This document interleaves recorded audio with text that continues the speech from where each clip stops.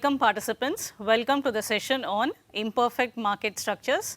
I am Dr. Gayatri, faculty, Shastra Deemed University, Tanjavur.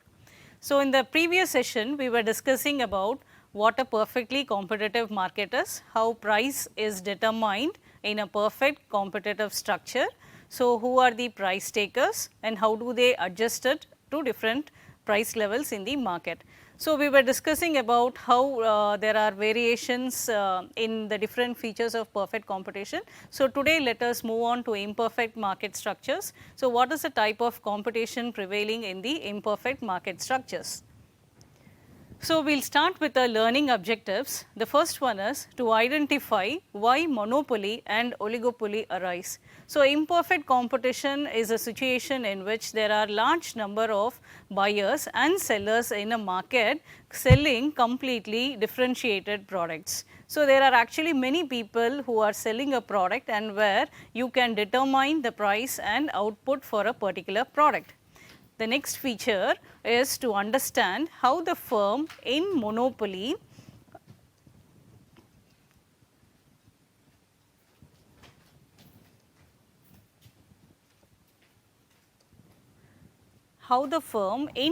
monopoly and oligopoly choose their price and the quantity. So, here they are all price makers. So, here you can decide on the level of prices as well as on the level of output.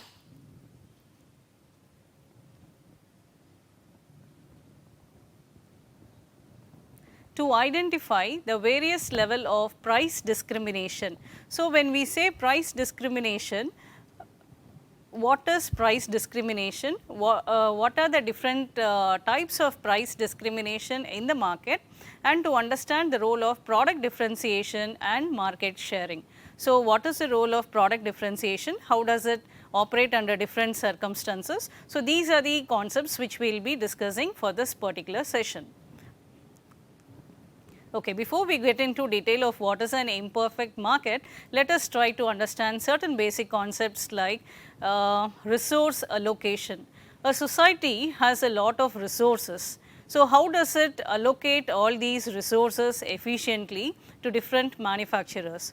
So, resource allocation is the first important thing in an imperfect market structure, and then comes competition. So, with the availability of resources, what is the product that a manufacturer is ready to produce and at what price he is ready to sell. So, here you have to efficiently utilize the resource and at the same time go into the least cost combination or produce at the lowest cost possible, so as to attain efficiency. Then comes the next problem called as scarcity. So, resources are in abundant, but at the same time all the resources are not abundant. So, there are also scarce resources. So, when we have a lot of wants, we have unlimited wants and limited resources, and then comes the problem of scarcity. So, how do we allocate the limited resources to unlimited wants? So, deciding on this will help the markets to achieve efficiency. Then comes the next question of trade-offs.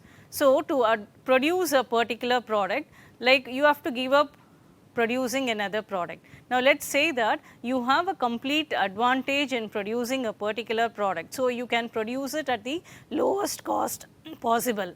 So, then there are some products which cannot be produced at a lowest cost. So, you can make a trade off. So, whichever product you are able and comfortable to produce at a lowest cost, you can produce those products and then leave the rest of them to the other markets to be explored with. Then comes the next concept on efficiency and equality.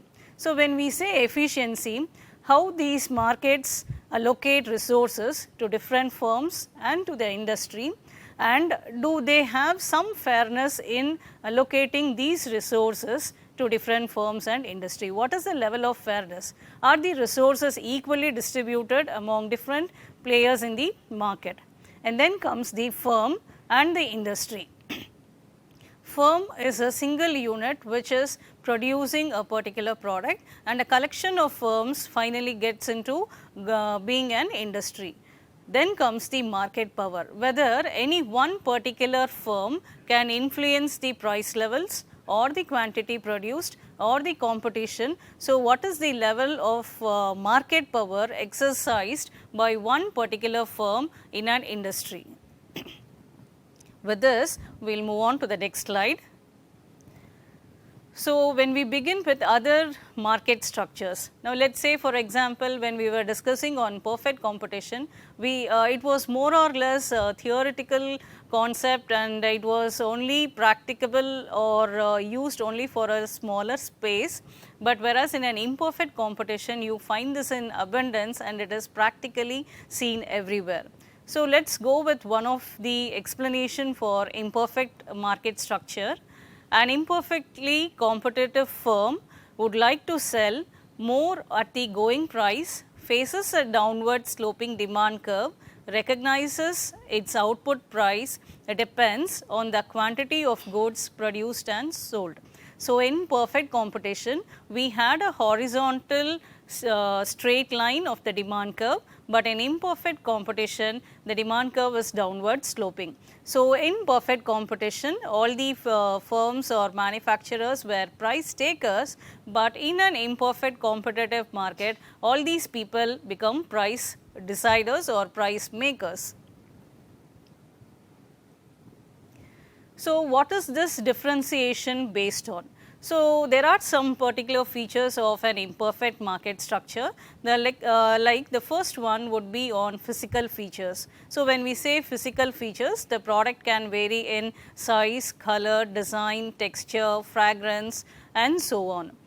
And let us say for example, when we say the physical features of a particular product, let us say a shampoo bottle, one particular shampoo bottle may completely be different from the other variety. Similarly, the soaps which are being sold in an FMCG market, each of these products completely vary in size, in terms of packaging, in terms of the fragrance, price level, the quality, etc. So, here in an imperfect market or an imperfect competitive market, we have these physical features, and based on these physical features we can differentiate one product from the other, whereas in perfect competition it was completely a homogeneous product where there was no product differentiation. The next feature is on location. So, where is the product available? Is it only available at select outlets or is it available everywhere?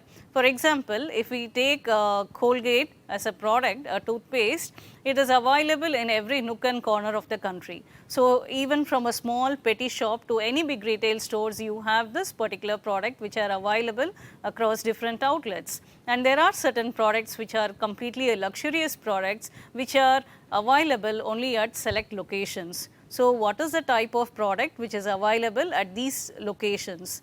The next one is on services. For example, after sales service can be a particular feature of a company. For example, when a company which sells electronic items, when it has a very good after sales service, it can establish its brand very well. So, whether it is before sales, post purchase or pre-purchase of a product, you can differentiate your services depending on the product. And finally, what is the product image? So, what is that brand image for that particular product and how well it is built by the advertisements and by the best features of the product. So, based on all these things, you can differentiate a product from one another. So, very clearly each and every product in an imperfect competitive market can be differentiated.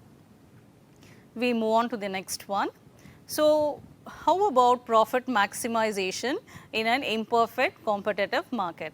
So, here in a perfectly competitive market, the demand curve, that is the demand curve was a horizontal straight line. But here in an imperfectly competitive market, the demand curve is completely sloping downwards. So, we have a demand curve which is completely sloping downwards, and below the demand curve we have this MR curve. So, MR is the marginal revenue and MR is below the demand curve. Then we have another curve called as the MC curve. This is the marginal cost curve.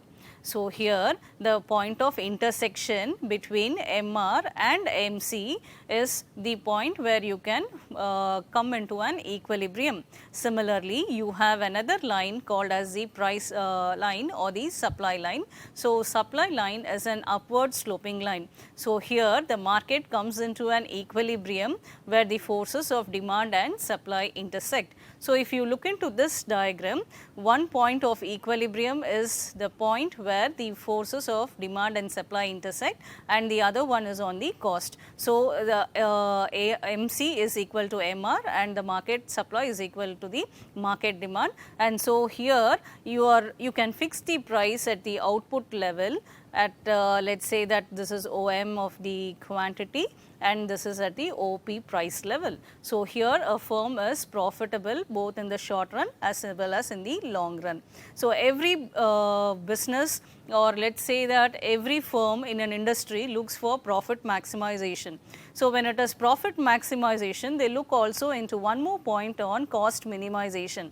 At what cost should I produce my product so that everybody in the firm selling the same product will be profitable. So, MC equals MR and your market forces of demand and supply intersect, and that is the point of equilibrium. So, every firm in the industry can earn profits both in the short run as well as in the long run. So, additional features like let us say that enhancing the quality of a product or enhancing the features or offering price discounts. So, by this a product or a firm can be completely competitive and can earn high profits in the long run. Similarly, when perfect competition, we were talking about constant returns to scale.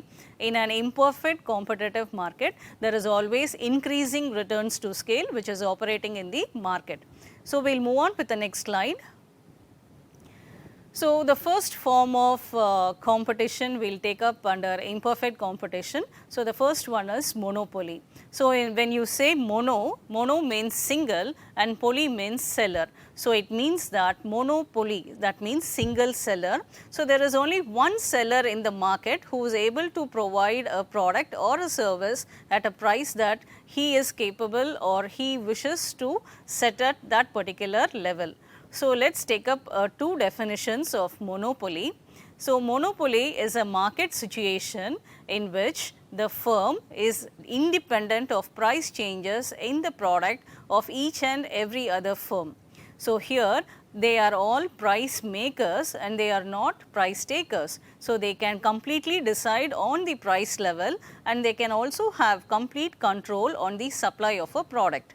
So, in the words of Professor Chamberlain, monopoly refers to the control over supply. So, here the another feature is you can have a complete control of supply in a monopoly market. We will move on to the features of monopoly. Now, let us say that when I said mono and poly, it means single seller. So, a single seller of the product. So, can we have a practical example of this type of a market situation? Yes, we definitely have. For example, in India, the only sector which is till now in the monopoly is the Indian Railways. Earlier, we had Doordarshan, we had the posts and telegraphs, we had the banking system, we had the insurance, but after a lot of deregulation and 1991 LPG policy changes, that is liberalization, privatization and globalization, because of all these policy changes, we have deregulated the market and have allowed private players to come and compete in the market. So, all these sectors have multiple private players and each of them are competing for market share. So, a firm in the long run to be profitable should understand its own structure as well as the structure in which it is operating. At the same time, it should also understand the level of competition prevailing and the rivalry among different firms. Now, let us move on to the next feature. There is no close substitutes. That is, when a product in monopoly is being produced, there are no close substitutes. That means there is only one particular seller who is selling a particular product at a price level that is being determined. There is one more advantage or a plus point of this monopoly is there are barriers to entry. So, barriers to entry in the form of natural barriers or legal barriers automatically prevent other firms from entering this type of industry, or the cost of producing a product may be too high, so that it automatically stops the other players from entering into the market. For example, let us take an company by name Caterpillar. This particular company produces or manufactures heavy earth moving equipments. So, the investments made in this particular sector as well as the level of cost taken up to manufacture all these things prevents the other players from entering the industry. Since it is only for a commercial purpose, other manufacturers or other manufacturers or players entering into this industry would not be profitable in the long run. And one of the most prominent feature of this monopoly market is price discrimination. That means individual seller differentiates his products among different customers by offering different prices. The product is ultimately the same, but you sell the product at different prices to different customers, thereby making huge profits.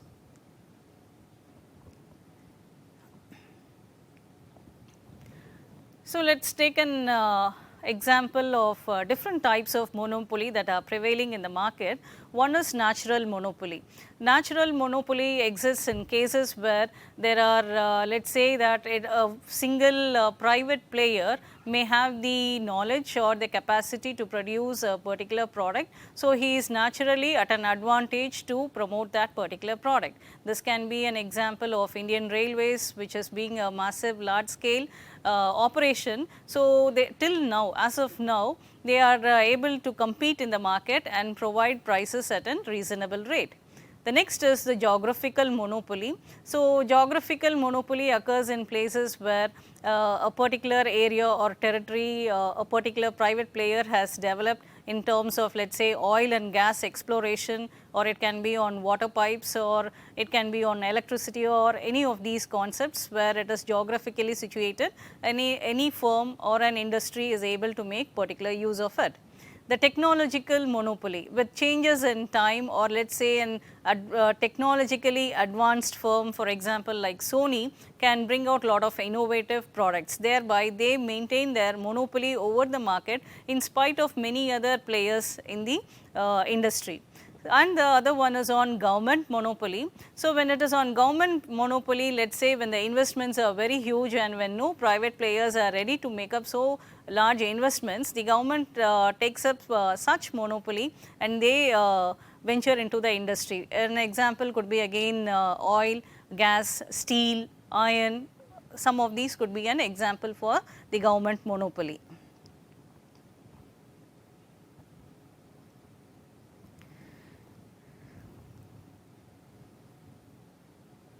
Okay.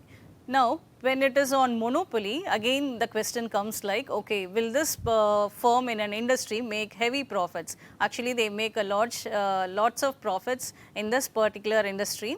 So, price and output determination in monopoly. So, on the x axis we have the quantity and on the y axis we have the price and the cost. So, we have two curves here, the MC curve and the MR curve. So, the MR curve is again a downward sloping straight line and the MC curve cuts the MR curve, and that is again a point of equilibrium here. MC should be equal to MR, and then we have the average total cost curve and the average revenue curve. So, here in this particular diagram, so what is the equilibrium point, or does an firm in a monopoly earn profits? So, MC is equal to MR and your cost is again lesser here, lesser than your average revenue. So, definitely a firm earns profit. So, this shaded area, that is PABC. So, this portion is the supernormal profits which a firm earns, because one point of equilibrium is here, which is set below here, that is MC should be equal to MR. So, as I have earlier said, every firm in whatever type of market structure, it aims for profit maximization. So, here in since everything is included in the price, so the monopolist can actually adjust his output according to the price changes. So, he can make maximum profits here, and since there are no rival competitors, then it is only a single product and there are no close substitutes available, he is very much capable of earning huge amount of profits. Okay. Now, let us move on with the next concept on price discrimination. So, earlier I had just said on what is price discrimination, let us go with the definition here. So, in the words of J.S. Baines, price discrimination refers strictly to the practice of a seller to charge different prices. So, here he is charging different prices from different buyers, okay, for the same goods. The product is the same, but he is charging different level of prices from different types of customers. Okay, so, let us go into another definition. According to Dooley, discriminatory monopoly means charging different rates from customers for the same goods or services. So, taking these two different definitions, it is very clear that a particular seller is charging different prices for the same goods from different customers.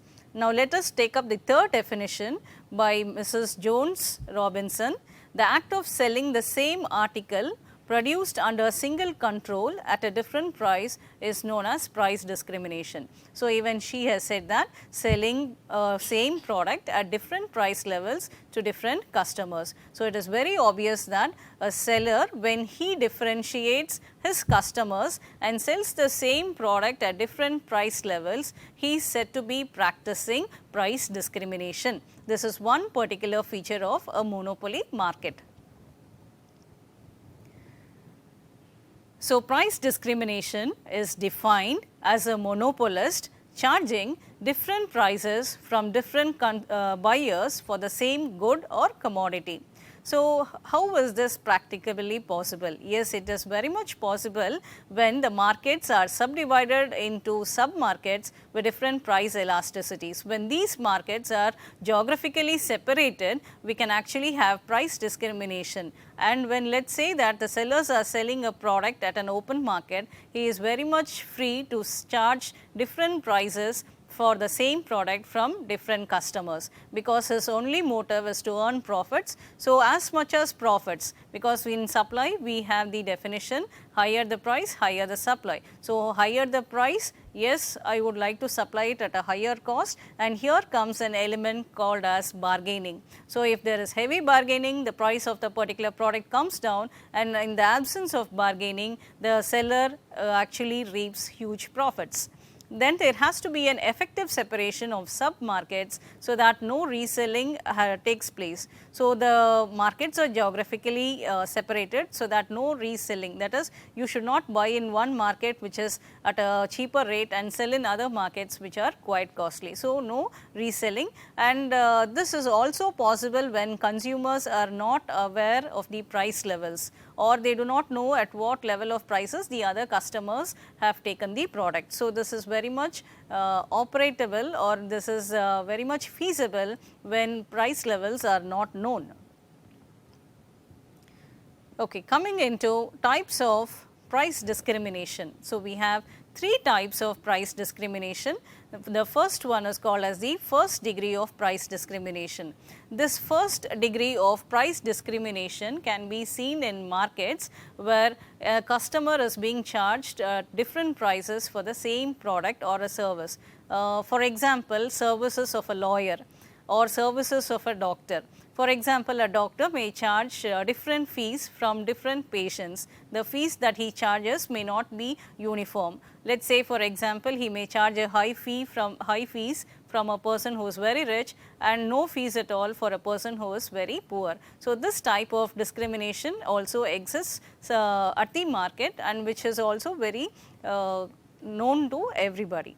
The second degree of price discrimination, this type of market structure occurs only when we go for a bulk purchase. This is completely on the quantity purchase. Now, let us say that if I have to buy something at a lesser quantity, I have to pay the full price for that particular product. But let us say when I am ordering the product at a huge quantity, let us say in 10 kgs or 20 kgs, the price automatically comes down. So, higher the quantity, I have some offers or discounts that lowers the price level. So, this is another type of price discrimination which is very much prevalent in the market. Now, coming to the third degree of price discrimination, this occurs in markets which are completely geographically separated. Now, for example, let us say that when we have textbooks from different countries, some of these countries would sell at different price levels. So, on the first page itself, it would have been written not for sale in certain countries or for sale only in particular Asian countries. So, they would have quoted a particular price level, and for the rest of the other places or rest of the country, they would have charged a higher price. This is because of transportation cost involved in a product. Normally, products like gold, petroleum, FMCG products that are produced in a particular state or which are very close to the port will have lesser rates. When the products are transported to different places, then it completely has an higher price. So, this is another type of price discrimination which is very much prevalent. Normally, we have the other types like we have a lot of examples like when we book an airline ticket, all the tickets in the same airline flying on the same date may not have the same price. A person who is booking a ticket 3 months earlier would have a lower cost and than the person who is booking it at the last minute. So, he has to pay a higher price. So, every seat in an airline charges different prices. Similarly, when we make telecalls, earlier we had a system called as a peak rates or the prime timing. So, at the prime time everything is at a costlier rate. There are other times when you can actually have it at a lower rates. Similarly, the electricity bills, the depending on the type of usage, your bill rates also change. So, these are some common examples of price discrimination which we can see around us. Okay, hope with this we are clear with what is a monopoly market. A small summary of what is a monopoly market. A monopoly market is a situation in which you have a single seller selling a product which has no close substitutes, and a seller can influence the supply of his product, and he is the one who is to decide on the price level. So, he changes his product and the output accordingly, and he reaps huge profits, actually supernormal profits. So, with this we will move on to the next definition on monopolistic competition. So, what is a monopolistic competition? Actually, monopolistic competition is a mixture of two types of market. It is monopoly as well as perfect competition. So, the combination of these two market structures becomes monopolistic competition. So, let us take up the definition by J.S. Baines. Monopolistic competition is a market structure where there are a large number of let us say small sellers selling differentiated but close substitutes. So, you have a large number of sellers selling differentiated products. So, you have something, a new feature called as product differentiation that we will be taking up. So, another definition, Baumol defines monopolistic competition as the market structure in which the sellers do have a monopoly. They are the only sellers of their own product, and they are also subject to substantial competitive pressures from sellers of substitute products. So, there are a lot of substitute products also which are available in the market, and there is a huge competition prevailing in the market. For example, let us say take an example of a soap. When we talk about soap, we have at least 40 to 50 brands in the market. So, how do you differentiate one product from the other or one brand from the other is because of this unique feature. It could be in terms of packaging, the price, the fragrance, the quality of the soap, or anything for that matter. So, here each and every product is being differentiated on one particular feature. So, features of monopolistic competition. So, here we have a large number of buyers and sellers. So, this actually is one of the main point from perfect competition which we have taken up. So, there are a large number of buyers and sellers. So, there is actually no shortage of sellers nor the buyers. But here we have one particular feature called as differentiated products, or we can call this as product differentiation. So, every product is differentiated from the other product in terms of quality, in terms of price, or in terms of the packaging. And there is easy entry and exit of firms. So, any firm can enter into the market and it can also move out from the market when it is not able to make any profits. So, entry and exit of the firms is quite free. And pricing policies. So, depending on what the rival have their prices, the other competitors decide on the prices. So, if you take examples of, let us say, different varieties of shampoos, it would be hardly a difference of 1 rupee or 2 rupee or maximum 10 rupees. So, each brand differs hardly by a few rupees. So, neither to make the product too costly or to make the product too cheaper. So, they would be sticking on to almost the same price level for different products.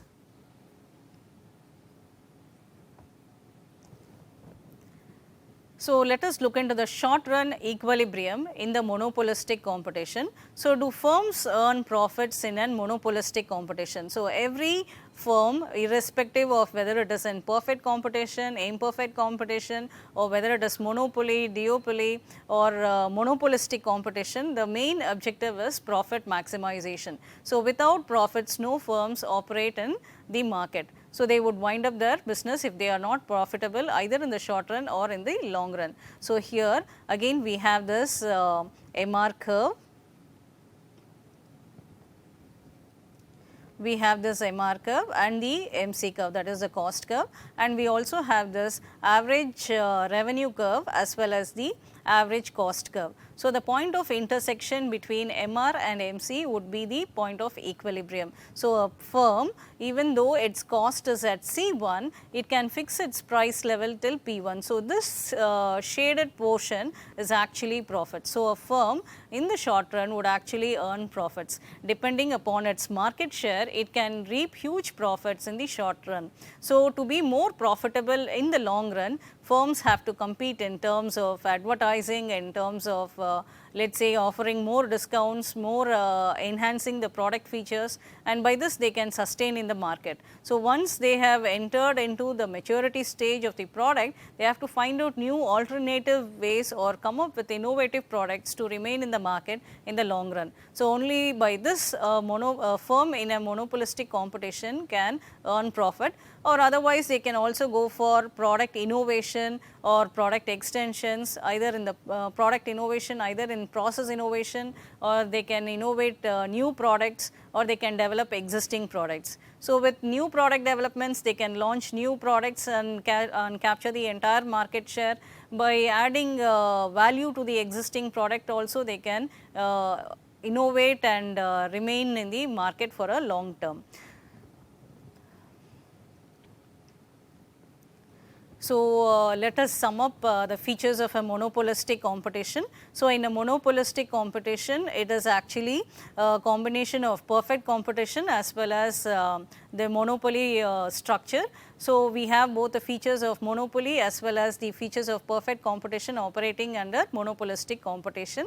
And here we have one unique feature called as product differentiation. So, because of product differentiation, you can differentiate your product in the market by varying the price or varying the quality, the packaging, the texture, etc. of the product, and can remain profitable in the long run. Thank you very much for being with me for this particular session. We will move on with the next concept in the next session. Thank you.